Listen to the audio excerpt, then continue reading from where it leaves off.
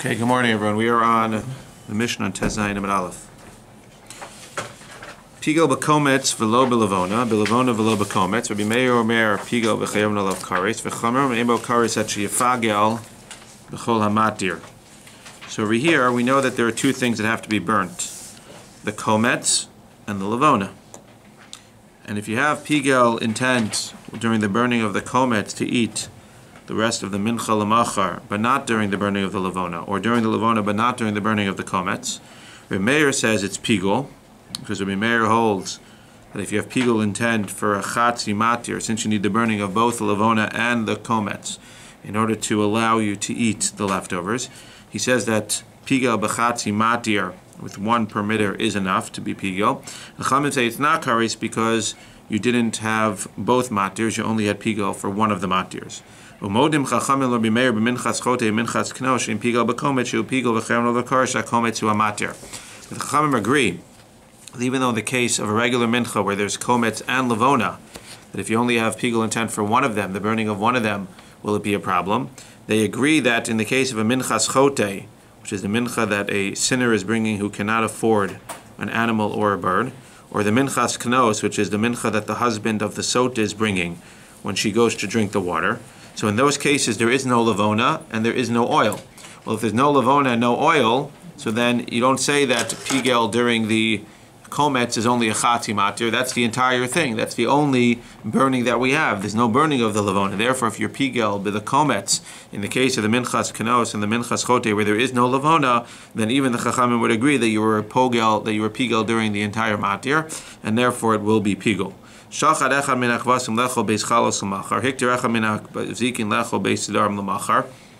case, if you have the two kavasim, so both of those are matirim for the two chalas. The two spoonfuls of levona are both matirim for all the loaves of bread. If you only do one and not the other, it's not a matir. You weren't yotze. You can't eat the breads. So be meir omer pigel v'chayav nalav kares. If you're pigel for one of the two keveses, that means while you're shachting one of the keveses, you have in mind to eat the beis chalos l'machar. So the Gemara says that that's pigel, because pigel with a chatzi matir for one of the two matirim is going to cause pigel. The Chachamim say it's not kares until you have pigel in the entire thing, until you have pigel by both kvasim. Now this is a different case. This is when you shecht one of the kvasim and you don't have in mind during the shechita to eat the challah tomorrow. That would be a matir. Here, you're shechting the keves to eat this keves tomorrow. Now again, this keves is allowing the challah to be eaten, but it's also allowing itself to be eaten. Vis-a-vis itself, it's its own and only matir. Therefore, if you have intention to shech this specific keves, even if you hold that the chalas, if you have intention during one of the keveses to eat the chalas and machar, it may not ruin the chalas, it may not be pigol, but if you have intention during this keves to eat this keves tomorrow, it clearly is going to ruin that keves, and therefore that keves, even according to Rabbi Meir, even according to the Chachamim, will be pigol, but the chaveru is unaffected. It's like each one has their own matir for the keves itself, as opposed to both of them being half of a matir for the chalas. They each have their own matir for their own keveses, and therefore it'll be pigul, but the chaver is kasher. And therefore, if you have pigul intent during this keves to eat this keves tomorrow, it doesn't affect anything. It's like saying I have pigul intent for the grass to become green. It doesn't accomplish anything because there's no connection between the two keveses having pigul intent for this keves during this keves, because again, it's only if you have pigul intent for the chalas while doing the keveses. Zak the Gemara, Amarav. If you lost me already, you're in trouble. Amarav, machloke shenatan et hakometz b'shtika v'yas halavona b'machshava v'al nasan hakometz b'machshava v'yas halavona b'shtika divrei kol pigol shekol ha'os al das rishona osas. Now Rav is bringing in another layer to this very complicated idea. Rav is bringing in the following layer. We just said that if you're pigel only during one, that means everybody agrees. If you have pigel intent during the burning of the kometz and during the burning of the levona, then for sure you ruin the entire thing, and then if you eat the leftovers tomorrow, for sure that's pigel. Because again, pigel intent, and then you have to actually eat the leftovers tomorrow. That's pigel. The question now becomes, if you only have pigel intent during one of the two, and both of them are considered to be a chatzi matir, they're both half of the permitter, because you need to burn the levona, and you need to burn the kmitza, the kometz. Again, you take out the kometz, you put it in holacha, klishares, holacha, and then you burn it. And the levona you gather up, put into a klisharetz, and then you burn it. So both of those burnings are considered to be a chatzi matir, half of a permitter for the leftover for the actual korban mincha. So now we said again, the Rabbi Meir says if even one of those you have pigul intent, either bringing the lavona or bringing the kamitza. And as we'll see, even though we've said the whole time that the order preferably is that you burn the kamitza first and then the lavona, we said also that it's kosher if you burn the lavona first and then you burn the kamitza. But at the end of the day, Rabbi Meir says that if you have intention for pigel of this leftover, the regular korban mincha, to eat it lemachar during either one of these two actions, you're going to cause pigel on this. And if you eat this tomorrow, you over pigel. We said that according to Chachamim, you have to have pigel intent during both of these actions in order to cause pigel on here. But according to Rav now, Rav is saying that this machlokes is only in the following case. You went ahead and you brought the kamitza first and you didn't say anything. Or we could plug it in and say you brought the lavona first and you didn't say anything. The point is not which one you brought first, because you could bring either one first. It's that the one that you brought first, you did b'shtika. You didn't say anything about pigul intent. Ve'es halavona b'machshava. The next one you brought with pigul intent. So it's clear here by being quiet in the first one and pigul in the second one, that what? That the first one you didn't intend to have pigul for, the second one you intended to have pigul for. It's a classic case of pigul b'chatzi matir. It's going to be the classic machlokes between Rabbi Meir and the Chachamim, whether chatzi matir will be enough to make the leftover pigul. But what happens if I bring the first one with pigul intent? Let's say I brought the komets, which is what I should be doing anyway. I should be bringing the komets first. I bring the komets with pigul intent, then I bring the lavona without saying anything.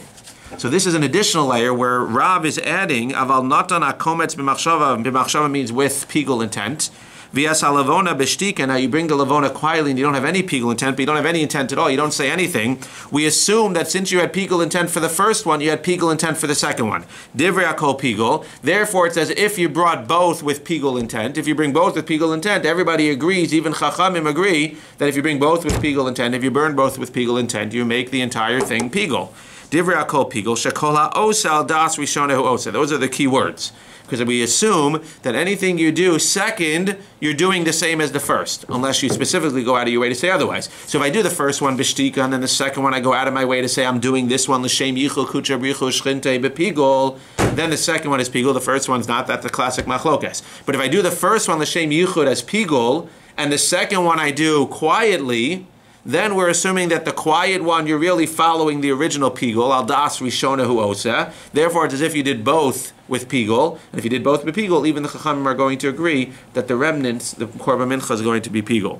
Ushmuel amar adayin hi machlokes. And Shmuel says no. The Chachamim will argue, and the Chachamim say again, they're not arguing on chatzi matir or not. We already know that. That's the given. The given is that they argue that when there's only a chatzi matir, Rabbi Meir says pigul, and Chachamim say not pigul. But the argument between Shmuel and Rav is Shmuel is saying no. They're arguing about whether also the second argument they're having is whether al das rishonehu osa. According to Rav, they don't argue at al das rishonehu osa. They all agree that whatever you have the intention for originally is what we carry through. And therefore, if it works out that the original intention was for pigul and then shtika, we carry through. If it was shtika and then pigul, it's the opposite. Then that's the machlokes. According to Shmuel, no, they argue even al das rishonehu osa.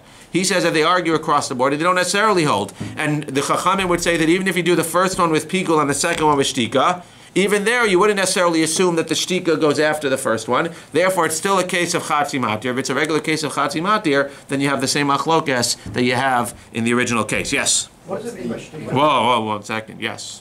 What is the classic situation? The person is going to say that he has the wrong intention. The classic situation where they're all going to agree for is that when he brings the komets and he burns it, he says, "I'm doing this for pigul." That when I bring this, I'm saying I'm going to eat this, the leftovers tomorrow. When he brings the lavona, he says, "I'm going to eat this tomorrow." When he eats this tomorrow, everybody agrees he's over pigul. But then the classic second situation. What they're arguing about is when I go ahead and I say that I'm going to eat this pigul tomorrow. I'm going to that this is pigul, that this is going to be eaten tomorrow, and this I don't say anything. That's a new case. No, that was our original understanding. That the first one is done with pigul, or one of them is done with pigul. It doesn't matter which one, the first or the second. One was done with pigul. So the classics, if you want to say the second case where everybody would agree, is if the second case where there would definitely be a machlokes is the first one was done without any intention. The second burning was done with the intention of pigul. That's a machlokes for sure. Rabbi Meir and the Chachamim, according to the way we were understanding. So the only question is it also a machlokes where the first one was pigul and the second one was quiet? Because if we assume that in that case it was pigul the entire time, then everybody agrees it's pigul. If we assume that it's still a machlokes, then it's still a machlokes in that Why case. is it mashtika considering the fact it doesn't have to be a mirror in the first place? So again, it sounds like he's having a specific amir. He's not saying anything, as opposed to the second case where he's actually saying something. Yasir Rav v'kamar lel hashmaita. So they said this idea of Rav, that again, everybody agrees b'machshava, and then b'shtika, if you have pigul for the first, and then shtika, it's as if you had pigul across, and for sure they agree. And there's only machlokas between the Chachamim and Rabbi Meir, which is considered to be the machlokas of chatzi matir, when you have shtika first and then pigul. So they asked this question on Rav. Eisvei Ravacha barav huna l'Rava, b'med dvar mamur b'kemitza v'matan klio v'hilach, avabalo la'aktara nasan esakometz b'shtika v'esalavona b'machshav esakometz b'machshav v'esalavona b'shtika. Rabbi Meir omer pigul v'chayav nol v'karis v'chamer me'bo karis at she'ifagda b'chol ha'matir. So b'med dvar mamurim, where do we have what? Where do we see that you're going to have pigul? You're going to have pigul b'kemitza uvematan kli uvehilach. Now again, where do we see that you have kemitza? Where do we say you have pigul for sure? It's only a question of chatzi matir when there's a lavona and a kemitza. At the time of the kemitza, there's no equivalent by the lavona. Even though we said you have to gather the lavona, etc. When I'm doing the kemitza, if I have pigul intent, there's no lavona right here. Therefore, if I have pigul intent during that part, for sure it's pigul. If I have pigul intent during this part, for sure it's pigul. If I have pigul intent during this part, dropping in the klisharis, for sure it's pigul. The only question is if I have pigul intent during a maisa. The Gemara is not assuming that the lavona is happening at the same time. During a maisa where there's a lavona action at the same time, i.e. there's an equivalent lavona action, the burning of the kemitza. Since the burning of the kemitza and the burning of the lavona are both actions that are happening, therefore we consider both of them. But if I do something, if I have pigul intent during something where there's no equivalent by the lavona, there's nothing to ruin it, as we'll see. So over here, by those three, for sure it's pigul. But over here, aval balo lahaktara, if you have pigul by the haktara, then we see again, then what? Then there's a machlokes Rabbi Meir and Chachamim. What do you see from this brisa? The Rabbi Meir and Chachamim argue, even in the case where you do pigul first, the first thing you burnt was with pigul, and the second one was with shtika. Rav just finished saying that everybody would agree, even the Chachamim would agree, that if you did the pigul first and then the shtika, that it would be considered as if you did both bepigul, and for sure it would be aser. So that's a clear contradiction against what Rav said. Kitani miya nasan esakometz b'machshava, the first one with pigul, v'yasalavona b'shtika upligi. And you see that Chachamim still say, like Shmuel, that they argue, even in a case where the machshava was done first, pigul was first, and shtika was done second, we don't say al das rishona hu oseh, and therefore it's the same thing where you have a chatzi matir, and it's the classic machlokas between Rabbi Meir and the Chachamim. So how are you going to answer this, Rav? Says the Gemara, Ema, it's always easy to answer. You change around the words of the brisa. Ukvar nasan esalavona b'shtika meikara. What's the case over here where he says that they argue, where you do the makomet b'machshava, and you had already done the lavona without machshava, which is basically saying that you do the first one, again, it could be lavona, it could be kemitza, just give me the example of lavona. You do the first one stam, without machshava, the second one with what? The second one with machshava of pigul. Everybody agrees that that's where the machlokes is. The question was if the machlokes is also where they do machshava and then shtika. The problem is che tshuvatz bedavar. Tshuvatz really meaning problems. There's two problems with that answer. Chada dehainu kamaisa. First of all, that's the first case. Again, aval balo laktara, go up 7 lines. Aval balo laktara, if you put the kometz b'shtika and then the lavona b'machshava, or now the way we're explaining it, or you put the kometz, or you put the lavona b'shtika and the kometz b'machshava. It's the same exact case twice. Since we said that the lavona and the kemitza are interchangeable, in essence, to say that you did the first one b'shtika and then the second one to say the kometz b'shtika and the lavona b'machshava, or you did the lavona b'shtika and then the kometz b'machshava, it's the same exact thing. You're basically saying twice that I did the first one b'shtika and the second one b'machshava. That's not... That's what he's telling you. What? Maybe he's telling you it's interchangeable.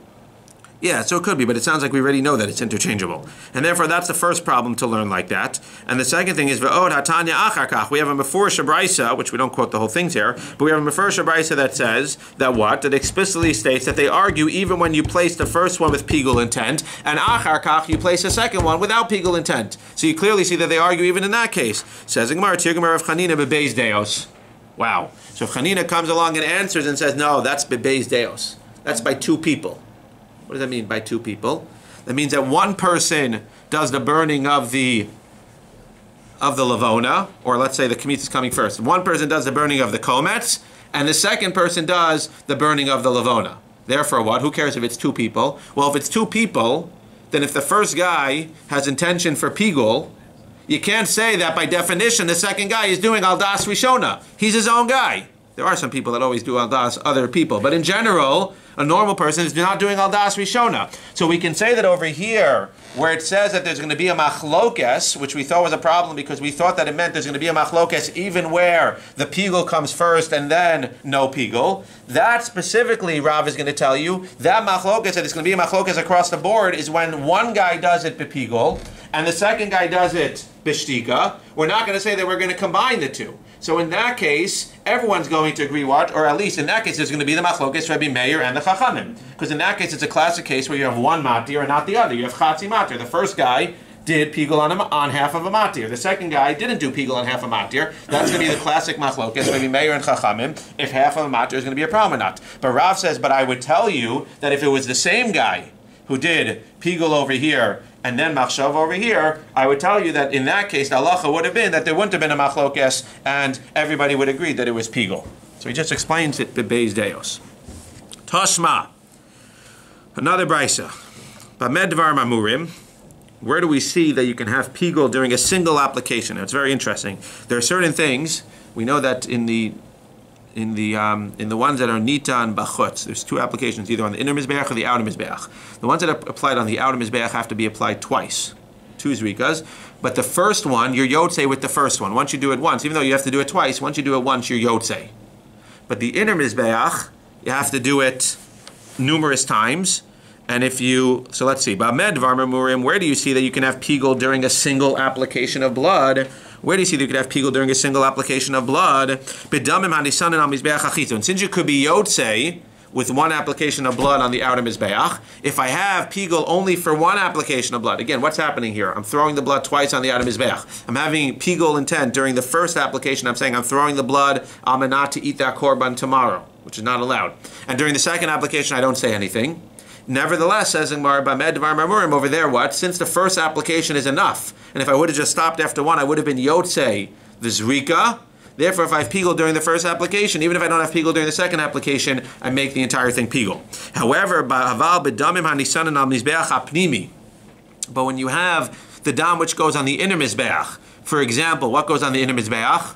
On Yom Kippur. Kigon Mem Gimel Shel Yom HaKippurim. There's 43 applications that are on Yom Kippur. There's three sets of applications on Yom Kippur. There's an application on the parochas, there's an application on the Mizbeach HaPlimi, and there's an application on the Kodesh Kadashim. And if you look at Rashi quickly, he tells you what the 43 are. You have a par and you have a sar. You have Ched Hazos, on the right, like 10 lines up. Ched Hazos, the par ben abadim, Achal Malav Shevel Lamata, V'ches Asar. You have 8 of the par, ben abadim, and then you have 8 of the sar ben abadim, which I believe is the parochas. I think that's talking about the parochas. So you have 8 and 8, and then 8 and 8. So you have 32 between the parochas and the mizbeach, I believe, or between the parochas and the kodesh kadashim, I believe. So it's 32 total. Then you combine the two of them. Now you combine the par and the sar, and you do 4 applications on the mizbeach. That's 32 and 4 is 36. Then you do 7 again on. Then you do 7 on the mizbeach when they're combined again. So you have 32 and 4 is 36, and 7 is 43. So that's how you get, again, but there's 43 applications, and there's 3 different sets, which is important for us. You're going to have 1 set of applications on the paroches, 1 set of applications on the mizbeach hapnimi, and 1 set of applications in the kodesh kadashim. And we'll see why that matters in just a second. So you have 43 applications on Yom Kippur. If there's a kohen, if the kohen gadol is anointed and he makes a mistake, he has to bring 11, he has to bring a par, he has to bring an animal with 11 applications on the inner mizbeach. So too, if the tzibor makes a mistake based on the ruling of the Sanhedrin, they have to bring an animal and put 11 applications on the inner mizbeach. So what do you see? Says the Gemara, so those, for the second two, the Kohen HaMashuach and the Par Elam Davar, they do 2 sets of applications on the mizbeach, and they do 4 on the paroches and 4 on the mizbeach. And then they do 7 and then 4, I'm sorry. So on the parochas and on the mizbeach, they don't actually go into the kodesh kadashim, as we know. But it's 2 sets of applications. We're going to concentrate on the Yom Kippur one, because that's going to be the one that's going to left with the strongest question. We just need one example with the question. So what's the question, and what exactly are we going off over here about? So it says the Gemara, Pigel bein berishona, bein b'shniya, ubein b'shlishis, in the Yom Kippur case, because there's only two, but let's concentrate on the Yom Kippur case. So you have three sets of applications, and what happens? During the first set of applications, which is, let's say, the one on the paroches, I had pigel intent. But I didn't have pigel intent during the next two sets. So what happened over here? So what's going to be the halacha? I was pigel b'chatzi matir, or b'shlishis matir. There are three matirs here. In order to be yotzei this avodah of Yom Kippur, I need to have three sets of applications. It means that each one is 1/3 of a permitter for whatever is going to happen afterwards, to eat or whatever it is. So you have, well, in Yom Kippur you're not necessarily going to eat it, but it's a permitter. So you have 1/3 over here in the parochas, 1/3 on the mizbeach harpimi, and 1/3 in the kodesh kadashim. So what happens if I have pigel bein berishona, bein b'shniya, bein b'shlishi? What does that sound like? If I have pigel during any one of those three, what's going to happen? Well, there's going to be the classic machlokes. It was pigel b'chatzi matir. Is it pigel or not? Rabbi Meir will say it is pigel, and Chachamim will say it's not pigel. Fine, beautiful. Shalom al Yisrael. Says the Gemara, pigel.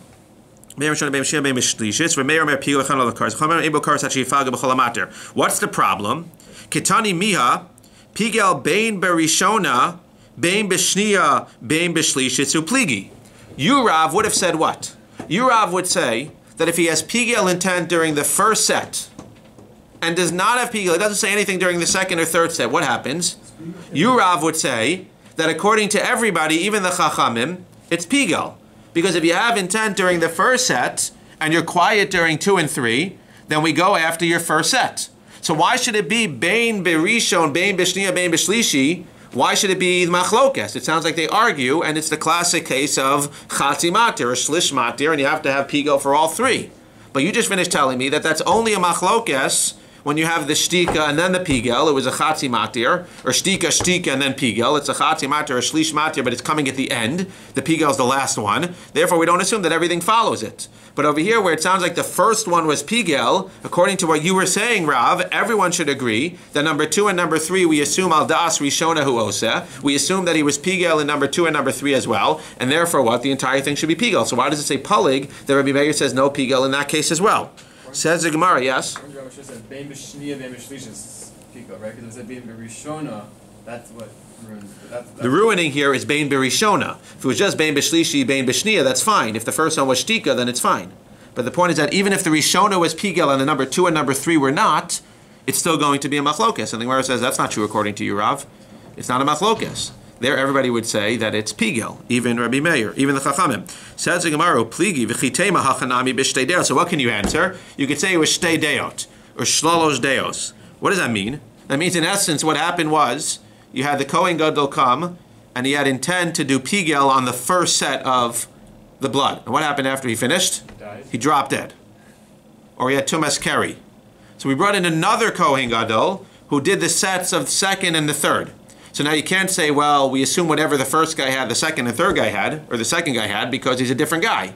So we have pigel intent on the first guy. Second and third applications which are done by the second Kohen Gadol, we don't assume follow. Therefore, in that specific case, that's where it's saying that there's a machlokes, because it's pigel b'chatzi matir. But in Hanami says Rav, had the case been that one Kohen Gadol did the entire 3-set application, and in the first one he had pigel, and the second 2 he did not, it would not have been. It would not have said in our brayso that pligi. It would have said that the Chachamim agree that is pigel.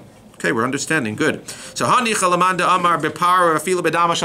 this only works if you hold like the Mandamar. There's actually another machlokes. That's why it's so complicated. There's so many steps here. There's another machlokes elsewhere which says that if one Kohen Gadol dies, the second Kohen Gadol can pick up where the first Kohen Gadol left off. So that works out. You could set up the case that the first Kohen Gadol came, did it bepigel, and then the second Kohen Gadol come and did number 2 and 3, not bepigel, quietly, and therefore we don't combine the two. But there's another Mandamar who says that what? That if the first Kohen Gadol dies, you can't just use his dam. You have to start all over again. And the new Kohen Gadol needs to do all 3 steps again. If that's true, you can never set up a case where you had the first guy do 1, and then the second guy do 2 and 3. Because if there is a second guy, he's doing number 1 as well, and number 1 is being thrown away, whatever we accomplished so far. So it only works according to that Man D'Amar. But within the other Man D'Amar, what are you going to say? You can set it up as being a case where you have 2 Kohens. Man D'Amar bepar v'lo b'damo shel par, and you need to do the whole thing again, even number 1. Ma'ika l'meimar. Avarava. So Rava says, Hachamayaskina go shepigel barishona, v'shasak b'shniya upigel b'shlishis. What happened here? You're right. If it would have been that you were pigel with number 1 and quiet for number 2 and number 3, there would not have been a machlokes. Why is there a machlokes here? Why is it a chatzi matir machlokes, says Rav? Because at the end of the day, what happened? He was pigel for number 1, not pigel for number 2, and pigel for number 3. Had he been quiet for 2 and 3, we would assume that it goes after number 1 and it's pigel across the board and there wouldn't have been a machlokes. But since he specifically was pigel by 1 and by 3, we now assume, well, why did he bother saying that he was pigel by number 3? If it was true that al das rishona oseh, it must be that when he was quiet by number 2, he was specifically not having intent to be pigel by number 2. Or else why would he have pigel intent by number 3? He could have just been quiet by number 3, and he knows halacha that it would have been considered to be pigel. So Barishona v'shala b'shniyah pigel b'shlishis. Damrin and Isa akadai kol ha'os al das v'shona oseh mihader pigule b'shlishis lamali. What do you have to tell me? The case was that he had pigel by the 3rd. Clearly, the fact that he had pigel by the 3rd shows that he did not intend to have pigel by the 2nd, even though he was quiet. And therefore, in that case, it's a chatzi matir case, and in that case, it'll be a machlokes. But in a chanami, if he had been quiet for 2 and 3, like you were trying to originally set up, then Rav says it would have been pigel. Maskala Ravashi midei shasa ketani. Doesn't say anything about being quiet. Very nice, but it says bein berishona, bein b'shniyah, bein b'shlishis. Elamar Ravashi, what's the case? Halchamayaskina, no, different case. Kagon shepigel barishona u b'shniyah v'shasak b'shlishis. He had pigel intent during 1 and during number 2, and he was quiet during number 3. Well, if it would have been that you could have just been quiet to number 2, why did he have pigel intent during number 2? If you're telling me specifically he had pigel intent during number 2, why do you have to tell me that? If it meant that al das rishona osa, that whatever he does, then if he would have been quiet during number 2, we would have also assumed like it was number 1. Clearly, that's why there's a machlokes here, because he specifically had intent. But if he would have been quiet during 2 and 3, enechanami, we would assume that what? We would assume that it would go after number 1. V'ha bein bein kitani. Gemara says, nice try, but it says bein bein kasha. Therefore, it's a kasha. Now, we know that when it says kasha, it's not a tiyufta. But what the Gemara is basically coming up is that we have a kasha on Rav. Because Rav says at the end of the day, what? Rav says at the end of the day that they don't argue in a case where he was pigel and then shasak. And it clearly says here, bein berishona, bein b'shniya, bein b'shlishi, that the case is what? That they argue even in a case where he was pigel and then quiet, which is exactly against Rav. The Gemara says kasha, not tiyufta, because the Gemara says even though it's a little bit dochek, one can learn that the reason that they were arguing here is for one of the reasons that Rav Ashi said. Maybe they were arguing here because he was pigel and then quiet and then pigel again. In that case, they'll argue because the fact that he was pigel at the end shows that number 2, he really meant not to be pigel. And you can't just say al das rishona. But Hanami says, Rav, that had it been pigel, quiet, then we would have gone. But the Gemara doesn't like that, and the Gemara seems to be saying, Rav, you're wrong. And we don't assume al das rishona hu oseh, pashup shat. Rav, you're wrong. We don't assume that al das rishona oseh. And therefore, if he's pigel and then quiet, we don't assume that he's by definition being pigel for number 2 or number 3 as well. And therefore, that machlokes about chatzi matir would apply even in a case where he was pigel and then quiet. That's what the Gemara sounds to be coming out. That it's, again, kasha and Rav, you can still pass like him, but it sounds more geshmak like Shmuel. Which, again, bottom line is, if you're pigel for number 1, and you're not pigel for number 2, you're shasak for number 2, it's still not going to assume that number 2 was pigel for sure, and there'll be that same machlokes, and it's the same if you're pigel and then shasak, or if you're shasak and then pigel, where everybody agrees that there's a machlokes, shasak and then pigel. Even if you're pigel and then shasak, it'll be the same machlokes as well. Zok the Gemara. Got to keep going. Oy. Okay, this is real lamdas over here. Amar Mar, the last brisa, where again it was bein b'rishona, bein b'shniyah, bein b'shlish. It's a case of Yom Kippur. So we said that Rabbi Meir says it's pigel, because again pigel v'cheron lakos. Because Rabbi Meir holds what? Rabbi Meir holds pigel b'chatzi matir. If you're pigel for even one of the 3 sets, forget about what goes after what. If you're pigel for even one of the 3 sets, that's enough to make pigel. And Chachamim say no, you have to be pigel for all 3. Rabbi Meir pigel chayav alav kares michdi kares lo mechayiv at sheyikruvu kol amatirin. To Amar Mar Yeratzek, Artzas Kasher Kach Artzas Pasal, Mar Artzas Kasher At Shikuvu Kol Amatirin, Af Artzas Pasal, Af At Shikuvu Kol Amatirin. So Gemara says something very interesting. The Gemara says that it says the word Yeratzeh both by Pigul and by a regular korban that's accepted. By Pigul it says Pigul Hu Lo Yeratzeh, it's not desired, it's not wanted. And by regular korban it says it's Yeratzeh. So there's some type of Gezerat Shavat, some type of connection of Yeratzeh between a kosher korban and a Pigul korban. What's that connection? Says the Gemara. Just like by a kosher korban, mahart sas kosher achugiv kol amatirin, by a kosher korban, in order to be yotzei, the avoda that you needed to do, whatever you brought the korban for, the chatas, in order to be yotzei that you brought a chatas, what happens? You have to finish the entire avoda. right? You have to finish the avoda. If you don't finish the avoda, if you do the shchita and the kabbalah, but you don't do the halacha and the zrika, you weren't yotzei the korban chatas. If you don't do the zrika, you weren't yotzei the korban chatas. So too, the Gemara wants to make a diuk here that if you don't finish all of the avodas, then pigul can't take effect. So what's happening over here? Let's think this out for a second. Says the Gemara. V'hakevan dechashiv ba bifnim paslei ki midi behechal maya ba'alma hu dekamidi. This is a stark question. This is really a geshma question. The Gemara is saying, what's happening according to you, Rabbi Meir? According to Tanakama, we don't have a problem. Because unless you were pigel for the entire process of the avoda, for all parts of the avoda, unless you're pigel, there's no pigel. So according to Chachamim, many times it's not going to end up with pigel, because we said if you burn the lavona with pigel, but you don't burn this one with pigel, then it's not pigel. You didn't do the right. Fine. What happens according to Rabbi Meir? So you come along and you do the korban mincha, and you take it and you do the kmitza, and you go. Well, let's talk about an animal. It sounds like you shecht an animal and you do the kabbalah, and now you have the dam, and you need to be zorek it by Yom Kippur 3 different sets of applications. The first set of applications, you have in mind pigul to eat the stuff tomorrow, or to burn the rest over tomorrow. What happens while you're doing that? What happens while you're doing that? This is really a broader question. What happens while you're doing the first set and you have intention for pigul? What do? You ruin the avoda. You basically ruin this dam, because you made this dam now part of a pasal avoda. So now when you come and you throw the second set of applications on the mizbeach, or the third set of applications in the Kodesh Kadashim, what are you throwing in the Mizbeach or on the Kodesh Kadashim?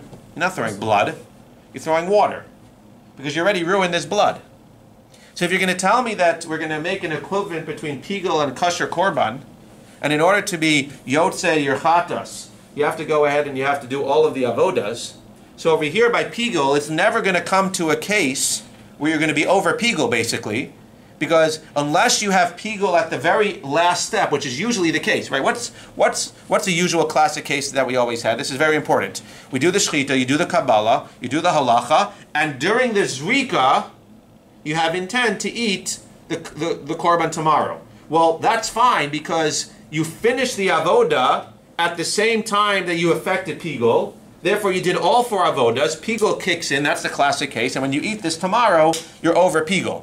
But in this case, where you're doing more than one application, if you have pigul intent during the first of the 3 applications, freeze at that point, as opposed to if you have pigul intent during the one application. So at the same exact moment that it hits the mizbeach, it's pigul, but it's also now done with the avodas, which is fine. Now we can say that pigul took effect because you finished all the avodas. But in this case, where you're doing pigul intent during the first set of applications, so now you ruin the blood. Now you never finished the second and third set because you didn't have dam to finish it with. When you go ahead tomorrow and you eat that thing that you had pigul intent for during the first set, it's as if you didn't have pigul. So how can Rabbi Meir ever say that you have pigul in this case of Rishona Shina Shlishi? I understand if you have pigul during a regular case where you do this rika once, which would be again the case of bachutz, where you apply it once. You apply it twice, but at once you're yotzei. But in the case where you're applying it numerous times, how can you ever have pigul? That's the Gemara's question, basically, in essence. Says the Gemara, Amaraba, Mishkachas la ba'arba par v'arba siyam. You're right. You're right. You're right that in a classic case of 3 applications, you're right, based on this diuk, you're not really, so we just limited this machlokes a lot. In a regular case where you have pigul intent during the first set of applications, you're right, you ruin the rest of the avoda, and if you eat this tomorrow, you weren't over pigul. So basically what we learned on Amud Aleph, the entire thing is not really applicable. Where is it applicable? Well, you had 4 different seirim, or we should say really 3, because it's splitting up 2 of the avodas. But where you had 3 different seirim, what did you do? You shechted a korban, you took the blood, and you did the first set of applications with pigul intent. Now, at the same moment that you did the application, you ruined the dam, but you just finished the avoda of that par. You shecht another par, and do the second set of applications with that par. So at the moment that you do this rika, you finish the avoda, but you also ruin the rest of the blood. We don't need the rest of the blood, because I'm about to shecht the third par, and with that third par, I'm doing the avodas of the third set. Now, obviously, this would seemingly be like the mandamar who says, well, I don't know.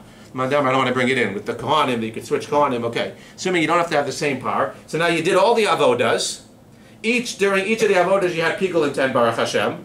And now tomorrow, when you go ahead and you eat the thing, you already finished all the avodas b'kosher, because again, as opposed to the case where you use the same blood, then the second and third sets weren't blood, it was just water. Here, since you had a new animal for each set, it's as if you applied blood each time, and therefore you have pigul tomorrow. Says the Gemara. That's the case. Rav Amar, afilu tema parechad v'sar echad, lifluge meratze. Or the Gemara says, no, Amid Aleph we don't have to throw out. And when it said that the avoda needs to be complete, what it means is that if you go ahead and you have pigul intent during the first set of applications, yes, you ruin the avoda. You ruin the avoda. Just like by a kosher animal, you have to do all of the avodas, and if you don't do all the avodas, you ruin it. So to over here, if you go ahead and you set and you have pigul intent during the first set of applications, you ruin this avoda, and therefore you earn yotzei the avoda of Yom Kippur.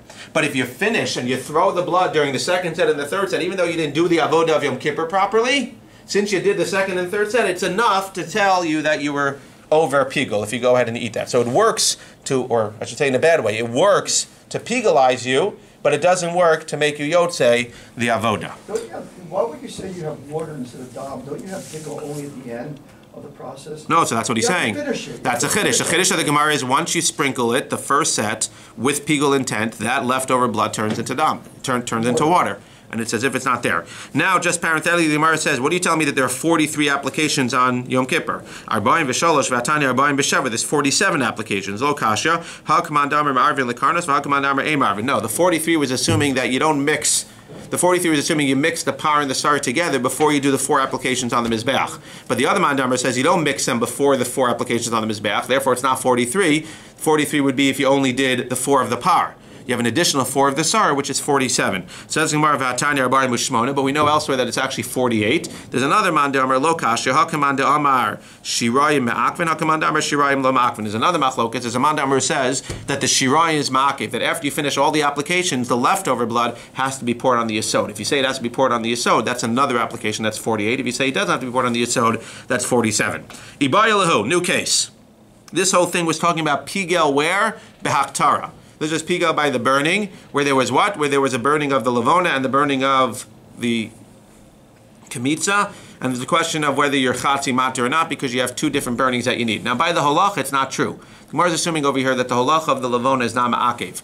Therefore, again, until that point of the burning, we're basically imagining that the lavona is not in play up until the burning. So now, as we said, if I do pigel on the komets, on the kemitza part, bain during the kemitza, bain during the walking of the kemitza to the klishares, bain during the putting of the klishares into the klishares, bain even walking to the haktarah, as we'll see maybe, during all of those cases, if I have pigul intent during the kemitza, it's going to ruin it. Because there's no equivalent of the lavona there. There's no lavona. We're not assuming that the gathering of the lavona is the equivalent of the kemitza. We're assuming that we only care about the lavona, sounds like, for the burning part. So therefore, if I have intent during the kemitza for pigul to eat the shirayim lamachar, it's going to ruin it. Because it's not a chatzi matir, that's the only matir right now. The halacha, that's the only matir. Putting it into klishares is the only matir. That's what the Gemara says. So yibaylahu pigol behalacha mahu. If I have pigol during the halacha of the what? Seemingly during the halacha of the komets. So what's the din? So the question is, you are doing halacha of the lavona. Again, we said you're gathering the lavona, you're putting it into a klishares, and then you're walking it to do. So the question, it sounds like the Gemara is asking that last step. We just said that they argue by the burning. That if you do half of the burning, if you do the during pigul during the burning of the lavona or during the burning of the kemitza. Before we get it into the klishares, we're assuming it's all based on the kemitza. But now you have the lavona in the klishares and you have the kemitza in the klishares. Now you're going to carry both of them to be burnt. If you have pigul intent from one of them during the carrying to the mizbeach, is that also going to be the machlokes, or do we only care about the kemitza at that point? Pigel beholacha mahu, Amar biyochanan holacha kemitza. The holacha is like the kemitza, which is what? That if you have pigel just like in the komets, if you have pigel just by the komets over here, since there's no kemitza by the lavona, if you have komets, again, this is complicated, but if you have pigel by the walking to the mizbeach of the komets, that's enough. We don't consider that they're going to walk the lavona, that you have to have pigul during the lavona as well. And Rish Lakish Amar holacha ke'aktara. No, the holacha is like the actual haktara. And unless you have pigul intent, not only during the walking of the kemitza, you have to have pigul intent during the walking of the lavona as well, in order to make it pigul. I understand Rish Lakish that again, if you have pigul intent during the walking of the walking of the Kemitza, then I have to have pigul intent during the walking of the Levona as well, because the Levona also has to be walked to the Mizbeach. El Rabbi Yochanan, my time. According to Rabbi Yochanan, why, if I go ahead and have pigul intent during the walking of the Komets to the Mizbeach to burn, does it not matter if I don't have pigul intent during the walking of the Levona? Amar Rava Kesar Rabbi Yochanan, Kol avoda she'ena materes, avoda chashuva hi lefagel aleha bifnei atzma. This is a very interesting svara, which at first glance doesn't seem to make any sense, but at the same time seems to be very geschmack. He says that, in general, as we've mentioned before, and you asked this, I think, last time, holacha is not essential. Holacha is not essential. You can do it in a way where you shech the korban right near the mizbeach. You can do it in a way where you do the kemitza right near the mizbeach. You can do it in a way where you pass the komets from one person to another up to the mizbeach. Holacha, actual walking, is not ma'akev. So if holacha is not ma'akev, haptara is definitely ma'akev. Burning it is definitely ma'akev. So the Gemara says something very interesting. It says that if an avoda is not ma'akev, if you can do the avoda, quote unquote, without this avoda, if you can get around this avoda, then you can't say that there's a chatzi matir or not a matir. If something's not ma'akev, like holacha, let's say, so I can't say that if it's not ma'akev, that I have to have pigul intent during both the holacha of the Levona and the holacha of the Kemitza, because at the end of the day, if it's not ma'akev, if I don't need that avoda anyway, then you can't look at it as each one being a chatzi matir. You can only look at something as being a permitter if the avoda itself is ma'akev. If you have to do that avoda, then I can look at it that if I don't do both parts of the avoda, it's ma'akev. If I don't have the wrong intent during both parts, it's a chatzi matir in the classic argument.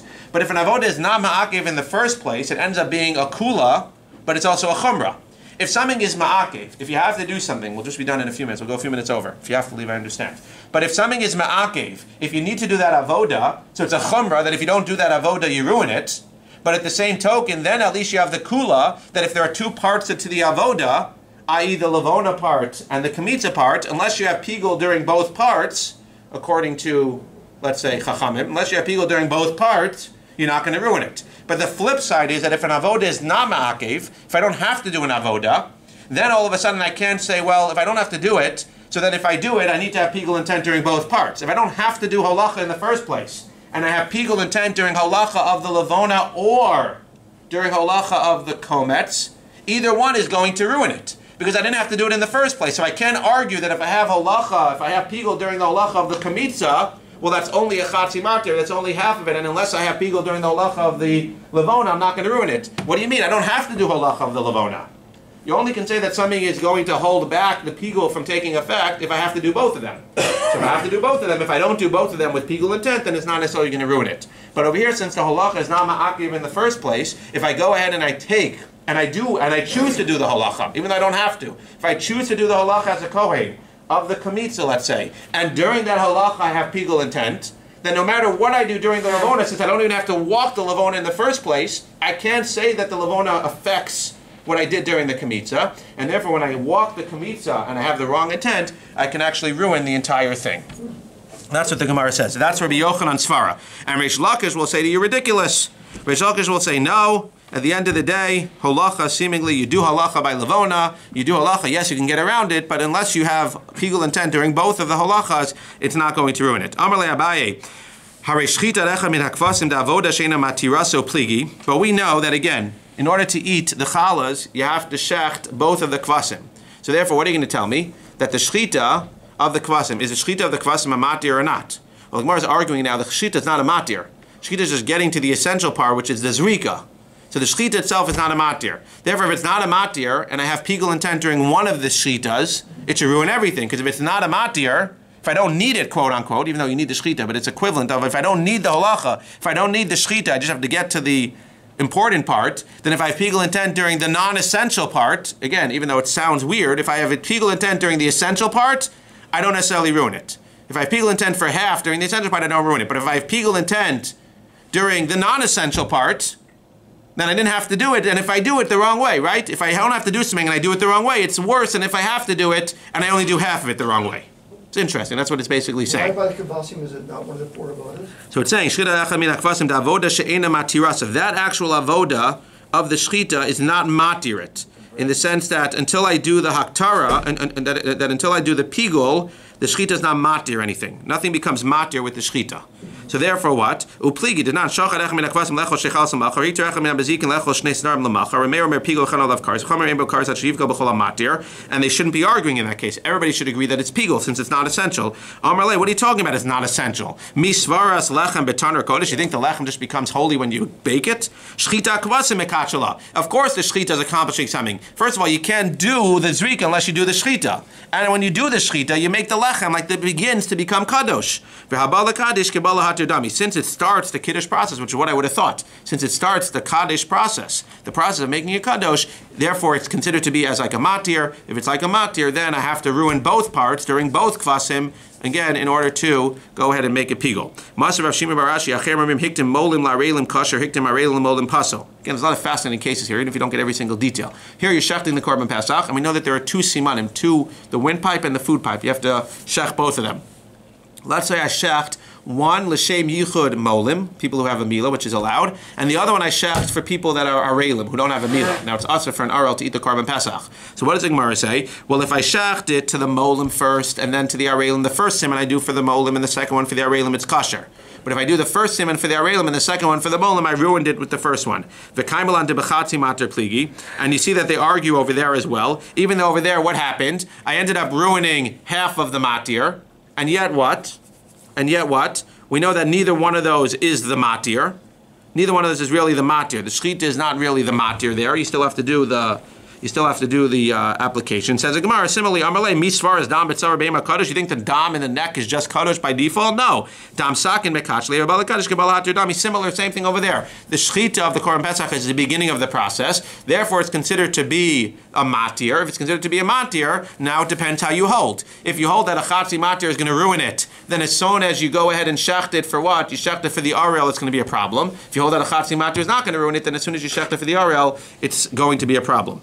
Tashma, another case. This is a question now on Reish Lakish. Reish Lakish who held that what? That holacha is like haktara, and it's not pigul unless you have in mind during both of them, because it's a chatzi matir. My love hiluch haktara. It sounds like when you're doing the hiluch to the burning, what? You have pigul. According to you, Reish Lakish, what did he just say? That he says that if you have pigul during the holacha of half, it's not pigul. Halokash yatani. My love hiluch da'aktara lo hiluch de matan kli. No, where is it pigul? By the hiluch of the matan kli. When I do the kamitza and I walk that to putting into the klisharis and I have pigul during the intent over there, what do we say? Of course it's pigul, because why? Because there's no equivalent of the levona. There's no levona there. But by the haktara einachanami, if I burn it during the holacha to the haktara einachanami, I need both of them. Ihachi b'matan kli v'hiluch b'hiluch matan kli mi ba'ilei. It should have said b'matan kli v'hiluch. It should have said b'hiluch v'matan kli. Right, it was talking about the hiluch before the placing into the kli. We're talking that the machlokes was by the hiluch after. There's two hiluchs. There's hiluch from the kamitza to the matan kli, and then there's a hiluch from the matan kli to the burning. We're talking about the hiluch from what? From the kamitza to the matan kli, where everybody says that it's going to be pigul. It says this.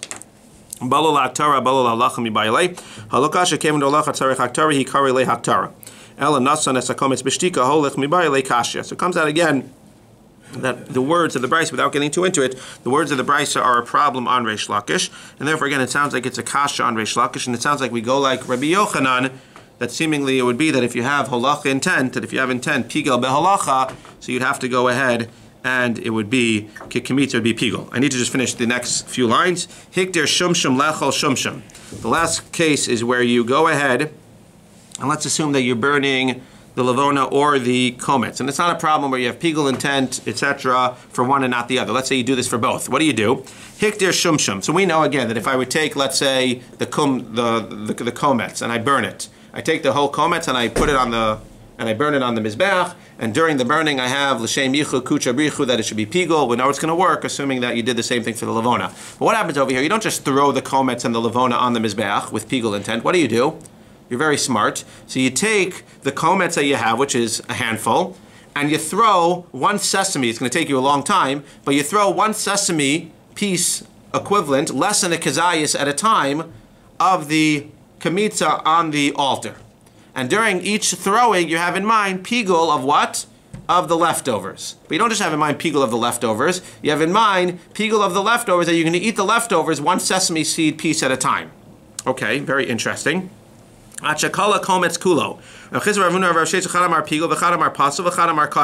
So what happened over here? You have 3 machlokas, shkoyach. So what happened over here? You threw an entire kazayas amount at the end of the day. You threw the entire kamitz at the end of the day. You had intention on pigul for the entire leftovers at the end of the day. The problem is, you didn't throw the entire thing at once. You threw the thing less than a kazayas at a time, and you didn't have pigul intent all at once. You had pigul intent for 1 sesame seed at a time. So what happened? So it's a machlokes. Some say that this is pigul if you eat it. Some say it's pasul, and some say you could actually eat this tomorrow. Why? Lema mandi amar pigul kerebi meir mandi amar pasul kerabanan mandi amar kasher kerebi. If you say that this is pigul, it's like Rabbi Meir. What does Rabbi Meir say? That if you're pigul b'chatzi matir, you're pigul with everything. So who cares if I did 1 sesame seed at a time? It adds up at the end of the day, and it all becomes pigul. And that's it. I did the haktorah I needed to do. I have the pigul intent I needed to have, and I'm done. Rabbanan say it's not, yes, they add up, but when you're adding things up with chatzi matir, they don't become pigul, they just become pasul. Therefore, you did the haktorah you needed to do, and now you have this thing here. You can't eat it, but if you eat it, you're not going to be over pigul. And then you have Rebbe who said what? That if you do piecemeal, if you do little things at a time, if you do chatzi matir and the chatzi matir, if you have the 2 kvasim and you shecht one and then the other, what did Rebbe say? They don't add up at all. And then nothing becomes pigul, it's not even pasul, you can eat the whole thing. Says the Gemara, you can't compare those cases. Why? Mimai.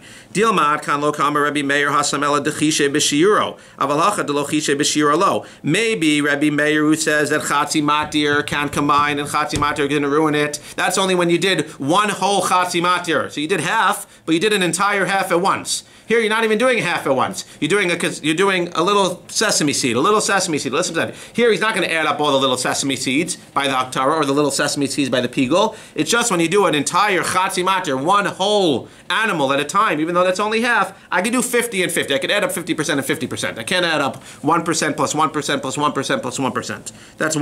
It's one argument.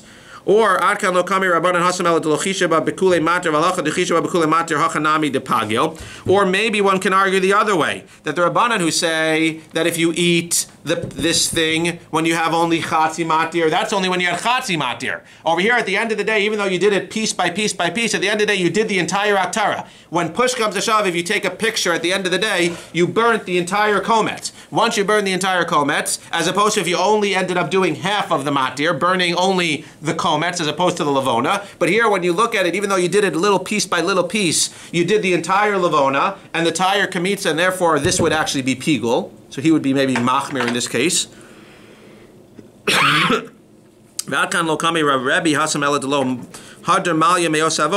And again, over there, Rebbe will say that you can go ahead and you can eat this when you end up not ultimately finishing the avoda.